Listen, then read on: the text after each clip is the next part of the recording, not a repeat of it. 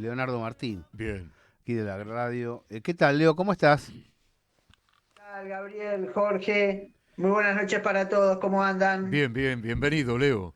Leo, Bueno, muchas me gracias. gustaría en un breve lapso, si podés sintetizar la problemática que está atravesando hoy Vialidad Nacional. Has estado hablando con Fabián Catanzaro, con distintos delegados, con representantes gremiales.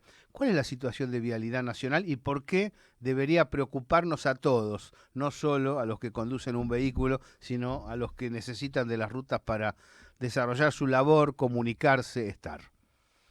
Bueno, la Dirección Nacional de Vialidad de lo que se encarga es de la construcción y del mantenimiento de las rutas, de todo lo que tiene que ver con la red vial, de aquellos caminos que no están concesionados, también de la construcción, por ejemplo, de puentes o de programas en los lugares donde nieva, que también es la dirección que se encarga de despejar las rutas y los caminos para que se pueda circular. Bueno, la problemática que está teniendo hoy es un brutal desfinanciamiento, una subejecución presupuestaria y despidos, ¿no? Pensemos que hace 2 años hay presupuesto prorrogado y que Vialidad Nacional tiene el presupuesto de hace 2 años consecutivos y que encima es subejecutado. Esto es lo que están denunciando las organizaciones gremiales del sector. A eso se suman los despidos. Entonces, ¿en qué termina todo esto? En que, bueno, hoy la red vial está en peligro, ¿no? Porque no tiene el mantenimiento adecuado, ni hablemos de obras, por ejemplo, como nuevos puentes o nuevas conexiones. Y esto, cuando hablamos de caminos que están en mal estado, lo que ocurre es mayor probabilidad de accidentes de tránsito a partir de este mal Claro. estado de las rutas, Claro, sí. mayor deterioro de los vehículos, lo que a lo mejor en temas logísticos en un país donde gran parte del transporte se hace desde los vehículos, de los camiones, esto trae un problema. Bueno, en vidas, en costos económicos y en algo que termina perjudicando al común de la población que necesita usar esos caminos. Bueno, la motosierra, como muchos otros lugares y espacios del Estado, ha llegado. Lo que pasa es que hay un decreto que estaban esperando hasta el 8 de julio, tiene las facultades delegadas, en este caso el presidente Milei, con alguna medida con Vialidad Nacional. Aún no llegó, pero bueno, el de financiamiento de todas maneras ya se viene dando. Pienso en los 90, ¿no? Cuando se levantó la red ferroviaria argentina, ramal que para, ramal que cierra, y se habilitó el transporte. Para que la gente se haga idea, mira, ahí basta con asomarse por Brown, ponele, o ver pasar los trenes por el borde de Pedro de Mendoza. Los trenes de carga llevan no menos de 100 camiones arriba, es decir, de lo que Claro, lleva te entiendo. cada Eh, plancha de acero, básicamente llevan los rollos de los rollos de acero, acero, ¿cierto? llevan, cuando vos ves los camiones, dos por camión. Y cuando viene el tren de carga, ves pasar y ves pasar y ves pasar. Es decir, fue un demérito para la economía argentina muy grande eliminar los trenes parcialmente, no la totalidad, pero la casi totalidad, recordamos, y lo que costó la recuperación posterior. Si ahora que no se ha recuperado a pleno la trama ferroviaria argentina, se deteriora la trama de camino. Esto pasa a ser un país, te digo, ¿no? Claro, Vamos a charlar con los haitianos a ver cómo hacen para salir, para que nos expliquen cómo se... Es una cosa de loco. Vos claro. tenés la red ferroviaria deteriorada y en progresión, y tenés la red vial desfinanciada, como está Sí, contando Leo. Es grave, ¿eh? Es muy grave porque es la conexión de la Argentina. Imagínate también los lugares donde nieva, donde si nieva ya ni siquiera podés salir de tu casa, o mismo el turismo. Eh, es una situación grave, pero bueno, es parte de una lógica que lleva adelante claramente este gobierno nacional cuando uno ve. Universidad pública, universidad o educación pública, no le interesa, no hay paritaria nacional docente, mm, desfinancia como nunca las universidades, por lo menos desde el retorno democrático hasta acá, inclusive yo creo que mirando para atrás inclusive más. No le importa la ciencia y la tecnología argentina, no le importa la industrialización argentina, no le importa el desarrollo, que los recursos naturales contribuyan al desarrollo nacional. Y cuando uno empieza a mirar Sí. lugar por lugar, encontrás es un gobierno que tiene una mirada que no le importa realmente el pueblo argentino, con justificaciones como curros, como que hace falta el ajuste fiscal, que, bueno, en realidad lo que estamos viendo es una desarticulación del país, y qué desarticulación tan simbólica la de los caminos, ¿no? La de no sostener los caminos que conectan a las diferentes provincias del país, un territorio enorme, de enorme extensión como la Argentina, y con eso que vos señalabas, Gaby, que gran parte del transporte de personas o de mercaderías o de productos agropecuarios se da por los caminos y por autos y por camiones. Entonces, bueno, es una situación realmente grave. Ujú. Bueno, veremos también qué pasa con las provincias, ¿no? En este caso, si...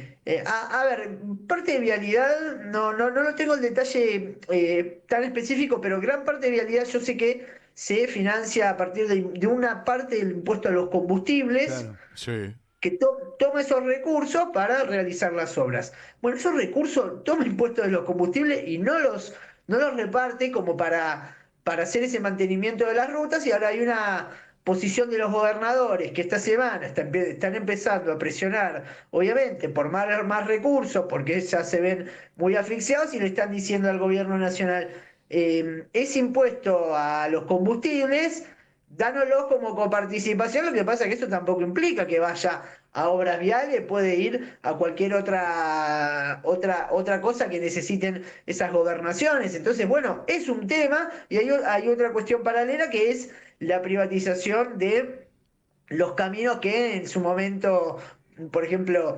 reprivatizar aquellos que había privatizado el menemismo, o que no se privatizaron. Bueno, también está esta intención de avanzar en un nuevo proceso privatizador con muchos beneficios para aquellos concesionarios que tomen esos caminos, que tampoco son todos, ¿no? Porque tiene que haber cierta circulación de vehículos para que sea rentable, y para que se pueda dar esa privatización. No se privatiza cualquier ruta, sino aquellas que obviamente tienen mayor circulación. Sí, me estaba acordando, Leo, a partir de esto que decís, eh, y accidente grave, no recuerdo en qué mes, me parece que fue de este mismo año, en la Ruta 5, y hay un cuestionamiento terrible por parte de muchos habituales automovilistas que la transitan, que está en un estado calamitoso. Incluso me acuerdo de una contribuyente que dijo directamente: a partir de ahora no pienso pagar ningún peaje más,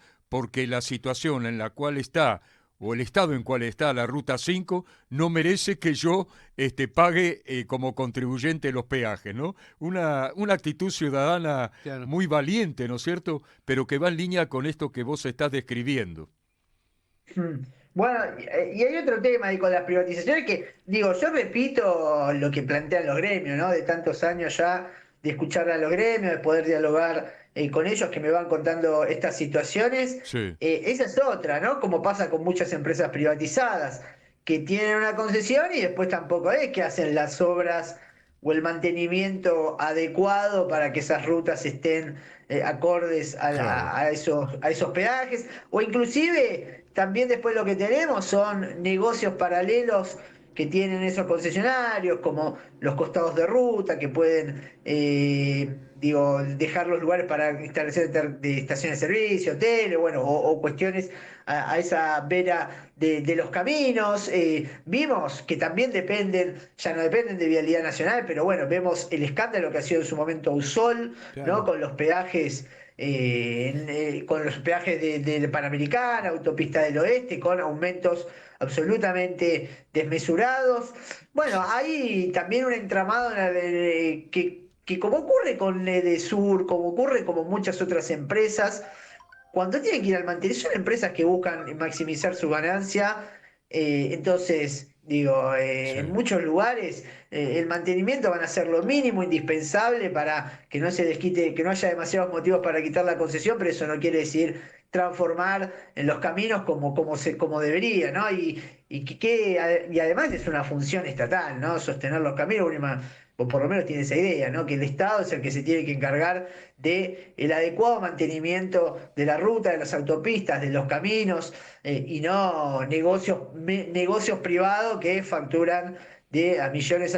Inclusive me acuerdo a Ausol entrando al blanqueo. ¿No? Una empresa, ¿cómo va a entrar al blanqueo en su momento del macrismo? Claro. Bueno, Sí, claro. entró Ausol al blanqueo en ese 2017-2018. Sí, Me parece muy, muy claro.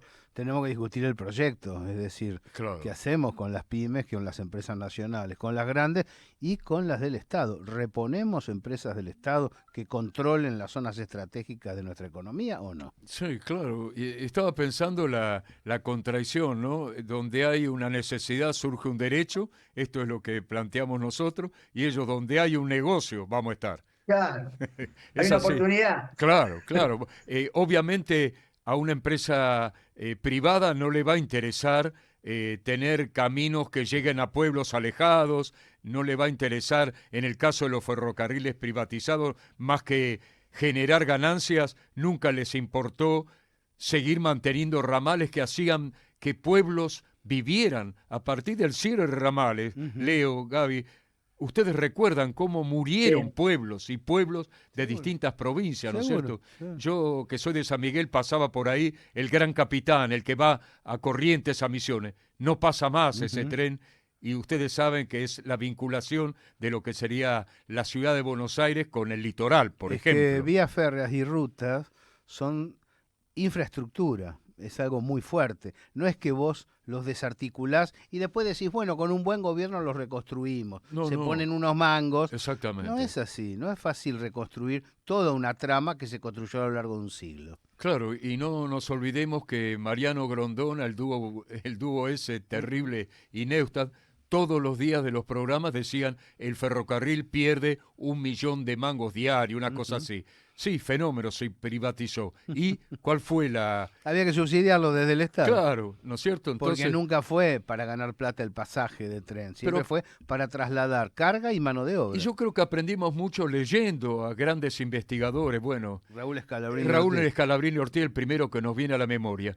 Yo no creo que haya país desarrollado que sus ferrocarriles tengan ganancia. En No, general, claro. el tema tiene que ver con esto que estamos hablando acá, un tema social de articulación de distintas ciudades, de conexión, de llevar mercadería de manera mucho más eficiente. Lo que decía vos, Gaby, es un ejemplo fenómeno, ¿no? Los rollos de acero que uno ve Está en esos clarísimo. trenes que atraviesan Retiro y van a parar para el lado de cruzando el riachuelo.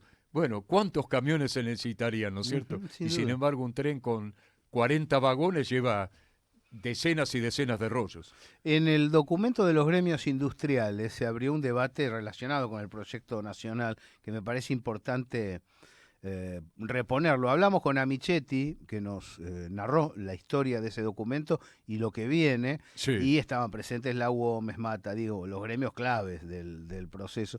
Leo, te pregunto, ¿se podrá llevar adelante eso con el conjunto de la CGT o te parece que puede haber algunos que corcoveen frente a un material tan intenso y hondo como el presentado por los gremios industriales?